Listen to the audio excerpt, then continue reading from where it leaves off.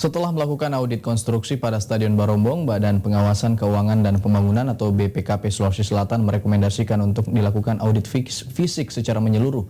Menanggapi hal itu, Inspektorat Sulsel menjelaskan menggandeng tim auditor dari Universitas Hasanuddin untuk pemeriksaan konstruksi pada proyek strategis tersebut. Proyek pembangunan Stadion Barombong masih mangkrak sampai saat ini.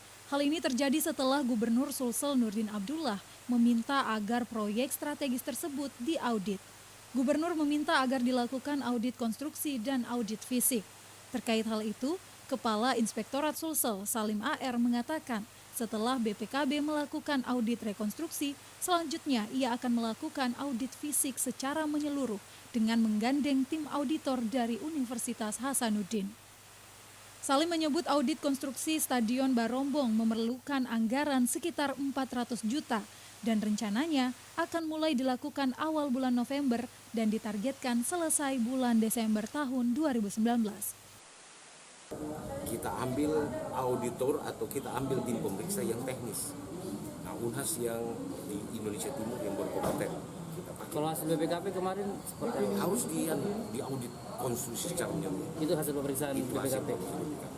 Sementara itu, Nurdin Abdullah mengakui audit konstruksi Stadion Barombong memerlukan dana yang cukup besar karena menggandeng tenaga ahli dari Universitas Hasanuddin Makassar.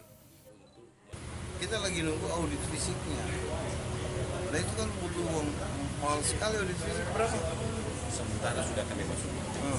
Untuk Barombong, Gubernur sudah masuk ke Nurdin menambahkan sesuai rencana awal pembangunan Stadion Barombong akan mulai dikerjakan kembali saat audit konstruksi selesai dilakukan. Nur Fitri, Celebes TV.